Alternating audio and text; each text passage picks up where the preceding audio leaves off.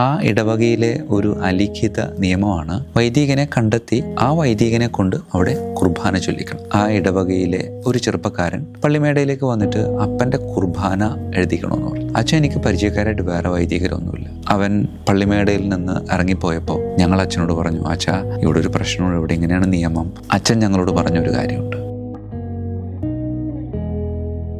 പ്രിയമുള്ളവരെ, ഞങ്ങളുടെ കോട്ടപ്പുറം രൂപതയിലെ ഏതാണ്ട് എല്ലാ വൈദികരും അറിയാവുന്ന എല്ലാ മക്കളും ഒരേപോലെ ഒരപ്പനെ പോലെ സ്നേഹിക്കുന്ന ഒരു വൈദികനാണ് സ്നേഹമുള്ള കോളരിക്കലച്ചൻ, തോമസ് കോളരിക്കലച്ചൻ. അച്ഛൻ്റെ കൂടെ ഏതാണ്ട് ഒരു വർഷത്തോളം കൊച്ചച്ഛനായിട്ട് സേവനം അനുഷ്ഠിക്കാനുള്ള ഒരു ഭാഗ്യം എനിക്ക് ലഭിക്കുകയുണ്ടായി. ആ സമയത്ത് അച്ഛൻ ജീവിതത്തിലൂടെ പകർന്നു നൽകിയ ഒരു പാഠത്തെ പറ്റിയാണ് ഇന്ന് നിങ്ങളുമായിട്ട് സംസാരിക്കാനായിട്ട് ഞാൻ ആഗ്രഹിക്കുന്നത്.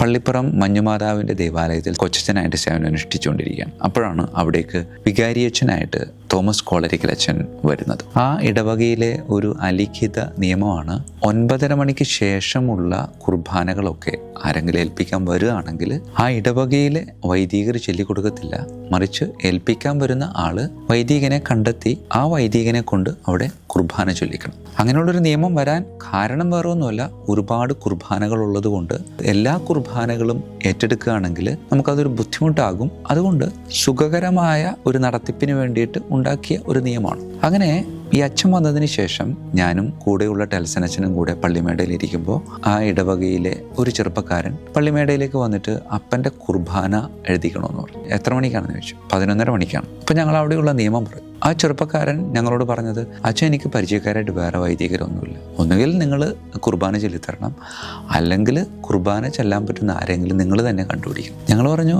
അത് പറ്റത്തില്ല, കാരണം ഇവിടെ ഉള്ളൊരു നിയമമാണ്, നമ്മൾ മറ്റുള്ളവർക്കൊന്നും അത് അനുവദിച്ചിട്ടില്ല, അതുകൊണ്ട് നിങ്ങൾക്ക് മാത്രമായിട്ട് അത് അനുവദിക്കുക എന്ന് വെച്ചാൽ ബുദ്ധിമുട്ടുള്ളൊരു കാര്യമാണ്. പക്ഷേ അവൻ ഒട്ടും അതിന് സമ്മതിക്കാൻ തയ്യാറായില്ല. സംസാരം അത്ര സുഖകരമല്ലാത്ത രീതിയിൽ ഇങ്ങനെ മുന്നോട്ട് പോകുമ്പോൾ വികാരിയച്ഛൻ, ഇത് നമ്മളുടെ കോളരിക്കലച്ഛൻ പള്ളിയിൽ നിന്ന് പള്ളിമേടയിലേക്ക് വരികയാണ്.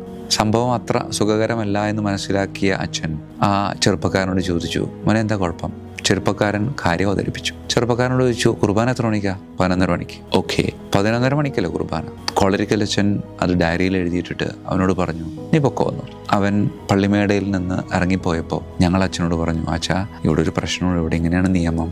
അല്ല, എല്ലാ കുർബാനകളും നമ്മൾ ഏറ്റെടുത്താൽ ഇതിനു മുമ്പ് പലരും വന്നിട്ട് നമ്മൾ കുർബാന ചൊല്ലിത്തരില്ല എന്നൊക്കെ പറഞ്ഞിട്ടുണ്ട്, ഒരുപാട് പ്രശ്നങ്ങൾക്ക് കാരണമാകും അച്ഛൻ. അച്ഛൻ വളരെ നിഷ്കളങ്കമായ രീതിയിൽ ഞങ്ങളൊരു 2 പേരോട്, എൻ്റെ കൂടെ ഒരു ടെൽസൻ അച്ഛനോടും എന്നോടും കൂടെ അച്ഛൻ ചോദിച്ചു, എടാ നിനക്ക് മരപ്പണി അറിയാമോ എന്ന് ചോദിച്ചു. ഞാൻ പറഞ്ഞു എനിക്കറിയത്തില്ല, കൽപ്പണി അറിയാം, മീൻ പിടിക്കാൻ അറിയാം.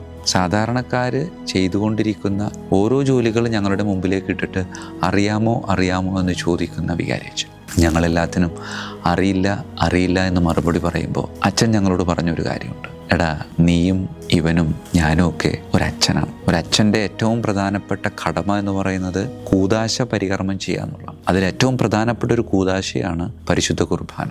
ഇത് പരികർമ്മം ചെയ്യാൻ വേണ്ടിയിട്ടാണ് നമ്മളൊക്കെ ഇവിടേക്ക് വന്നിരിക്കുന്നത്. നമുക്ക് ലഭിച്ചിരിക്കുന്ന ആ മഹനീയമായൊരു പദവി അതൊന്ന് മെനക്ക് ചെയ്യാനായിട്ട് പരിശ്രമിച്ചാൽ ഇതിലും പുണ്യം വേറൊന്നില്ല എന്ന് പറഞ്ഞുകൊണ്ട് അച്ഛൻ വളരെ നിഷ്കളങ്കമായൊരു ചിരിയോടെ തൻ്റെ മുറിയിലേക്ക് കയറി പോകുമ്പോൾ അച്ഛൻ ഞങ്ങളോട് പറയാതെ പറഞ്ഞ ഒരു കാര്യമുണ്ടായിരുന്നു. പ്രിയമുള്ളവരെ, നമ്മൾ പ്രാധാന്യം കൊടുക്കേണ്ടത് നിയമങ്ങൾക്കല്ല, മറിച്ച് വ്യക്തികൾക്കാണ്. പ്രിയമുള്ളവരെ, പലപ്പോഴും പല കാര്യങ്ങളും നമ്മൾ തീരുമാനമെടുക്കുമ്പോൾ അത് വ്യക്തി കേന്ദ്രീകൃതമാണോ അതോ വസ്തു കേന്ദ്രീകൃതമാണോ? ക്രിസ്മസിന് ഒരുങ്ങുമ്പോൾ ക്രിസ്തുനാഥൻ പിറന്നു വീണ കാലിത്തൊഴുത്ത് നമ്മോട് പങ്കുവയ്ക്കുന്ന സന്ദേശവും അത് തന്നെയാണ്. നീ ജീവിക്കേണ്ടത് നിയമത്തിന് വേണ്ടിയോ വസ്തുക്കൾക്ക് വേണ്ടിയോ സമ്പത്തിന് വേണ്ടിയോ അല്ല, മറിച്ച് നിന്റെ പ്രിയപ്പെട്ടവർക്ക് വേണ്ടിയിട്ടായിരിക്കണം. അതേ പ്രിയമുള്ളവരെ, എൻ്റെ ജീവിതത്തെ ഒന്ന് പരിശോധിക്കേണ്ട സമയമാണ്. ഞാൻ ജീവിക്കുന്നത് എൻ്റെ കൂടെയുള്ള കൂടപ്പിറപ്പുകൾക്ക് വേണ്ടിയാണോ അതോ ചില വസ്തുക്കൾക്കും ചില നിയമങ്ങൾക്കും സമ്പത്തിനും വേണ്ടിയിട്ടാണ്? ആത്മപരിശോധനയുടെ സമയമാണ്. പരിശോധിക്കുമ്പോൾ മനസ്സിലാകും എനിക്ക് ഒരുപാട് മാറേണ്ടിയിരിക്കുന്നു. എൻ്റെ പ്രിയപ്പെട്ടവർക്ക് വേണ്ടി സമയം ചെലവഴിക്കാൻ, എൻ്റെ പ്രിയപ്പെട്ടവർക്ക് വേണ്ടി എൻ്റെ ജീവിതത്തെ ഒഴിഞ്ഞുവയ്ക്കാൻ ദൈവം നമ്മെ ഓരോരുത്തരെയും ക്ഷണം സന്തോഷത്തോടെ നമുക്ക് സ്വീകരിച്ചുകൊണ്ട് നമ്മുടെ പ്രിയപ്പെട്ടവർക്ക് വേണ്ടി ജീവിക്കാനായിട്ട് നമുക്ക് പരിശ്രമിക്കാം. ദൈവം അതിന് നമ്മെ ഓരോരുത്തരെയും അനുഗ്രഹിക്കട്ടെ. നല്ലൊരു കാത്തിരിപ്പിൻ്റെ കാലഘട്ടം ഏറെ സ്നേഹത്തോടു കൂടി ആശംസിക്കുകയാണ്. ഈശോ മിശിഹായിക്കും സ്തുതിയായിരിക്കട്ടെ.